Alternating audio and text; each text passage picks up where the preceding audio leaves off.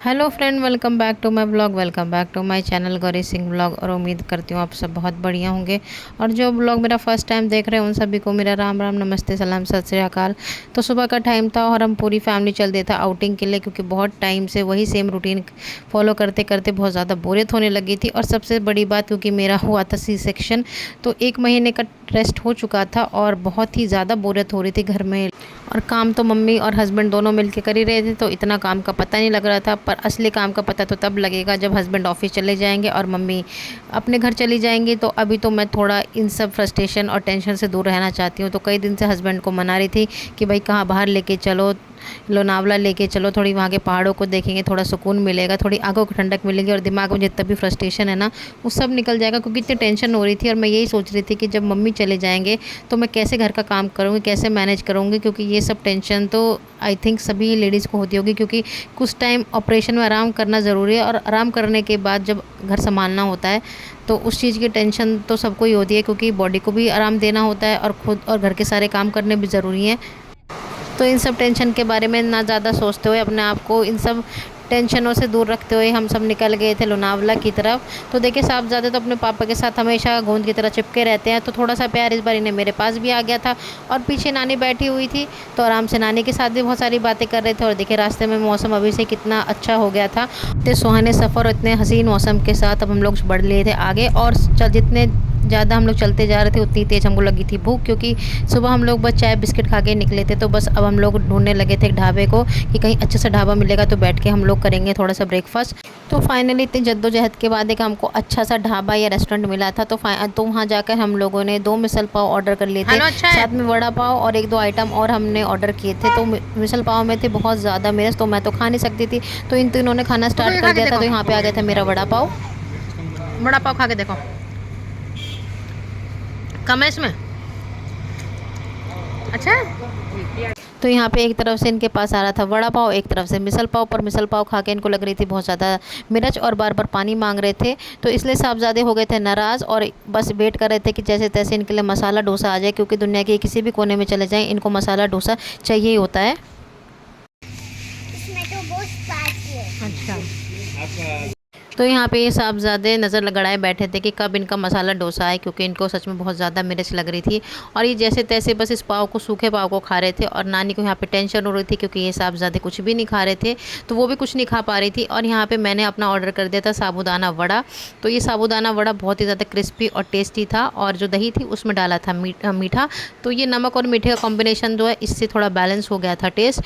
और यहाँ पे मम्मी ने इसे एक वड़े को कर दिया था इसके पीसीस, क्योंकि बहुत ज़्यादा गर्म था। और देखिए, साहबजादे ने डोसे की सारी का सारा मसाला निकाल के अलग रख दिया। तो इनके खाने का अंदाज़ बहुत ही निराला है, बहुत ही अलग है। तो ये अपने हिसाब से खा रहे थे, क्योंकि हम सब ने थोड़ा थोड़ा मसाला डोसा टेस्ट कर लिया था।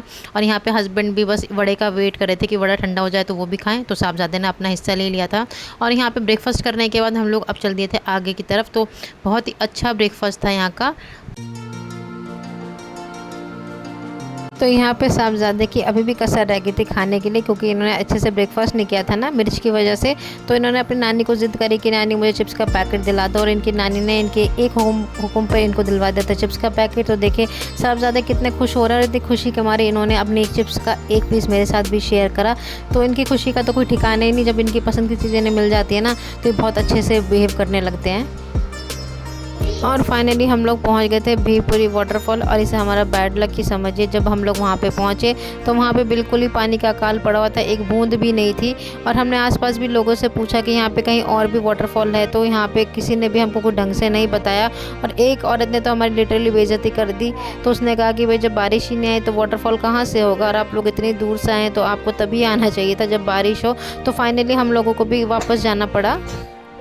तो बहुत भारी मन से हम लोग वापस चले गए थे। पर बहुत सारे लोग ऐसे हमारी तरफ भूले भटके आए थे, तो वो भी वापस चले गए थे। और यहाँ पे देखिए, रास्ते में इतनी ज़्यादा भीड़ थी ना, यहाँ पे जगह जगह पे जामुन, आम और सिंगाड़े बेचने वाले लगे हुए थे। तो हस्बैंड ने एक जगह कार रोकी, तो क्योंकि सिंगाड़े से उनको कुछ अलग ही प्यार है। तो फाइनली देखिए, हस्बैंड सिंगाड़े लेके आ गए थे। और सिंगाड़े छोटे 100 रुपए का 1 किलो है। और अब हम लोग आ गए थे ये लोनावला की खूबसूरत वादियों में, क्योंकि अब हम भीवपुरी वाटरफॉल में तो हमारा कुछ काम बना नहीं, क्योंकि वहाँ पे पानी नहीं था। तो हस्बैंड ने कहा चलो भाई लोनावला की तरफ चलते हैं, वहाँ तो वाटरफॉल दिखेंगे ही और एक थोड़ा अलग एक्सपीरियंस हो जाएगा, क्योंकि मम्मी लोनावला भी नहीं आई थी।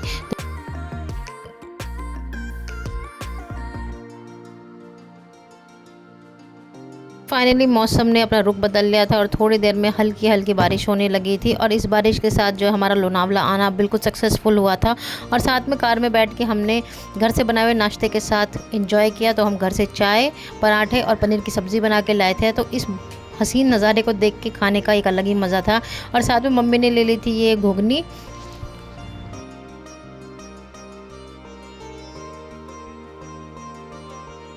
तो फाइनली अब टाइम आ गया था लोनावला की इन हसीन और खूबसूरत वादियों को अलविदा कहने का। तो भीवपुरी वाटरफॉल तो हम नहीं जा पाए थे, उस चीज़ का हमको बहुत ज़्यादा दुख था, क्योंकि हम लोग अच्छा खासा मूड बना के आए थे कि वाटरफॉल जाएंगे और वहाँ पे अच्छे से एंजॉय करेंगे, चिल करेंगे।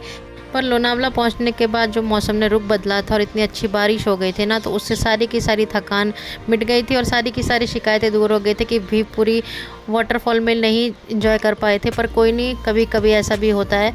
और यहाँ पे हमारे साहबजादे कार में बैठ के अटरम शटरम खाने लग गए थे। तो ये जो घुगनी या चिप्स जो भी है, ये साहबजादे बहुत अच्छे से एंजॉय कर रहे थे और अपनी बातों में मुझे लगाने की कोशिश कर रहे थे। तो इनकी बातें तो ख़त्म होने का नाम ही नहीं ले रही थी, और साथ में इनका अटरम शटरम भी बंद नहीं हो रहा था।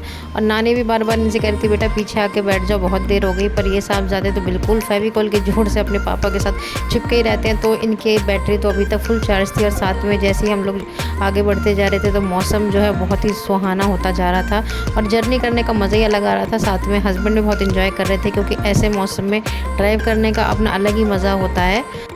और ड्राइव करने का असली मज़ा हस्बैंड को इसलिए आ रहा था क्योंकि एक तो हाईवे बहुत स्मूथ था, ऊपर से ट्रैफिक भी बिल्कुल नहीं था, और मौसम का मिजाज जो इतना अच्छा हो गया था, बारिश चालू बंद हो रही थी, तो इसलिए हस्बैंड को और ड्राइव करने में मज़ा आ रहा था। और यहाँ पे साहबजादे बैठे हुए मुझसे इतनी बातें कर रहे थे, और साथ में बीच में जो ये माउंटेन का व्यू था और बारिश जो थोड़ी थोड़ी हो रही थी, इससे भी बहुत ज़्यादा जर्नी का मज़ा आ रहा था। और देखिए थोड़ी देर में ये साहबजादे और नानी दोनों के दोनों खिलाड़ी पस्त हो गए, क्योंकि सुबह से ये दोनों ने अपनी एनर्जी बनाई रखी थी।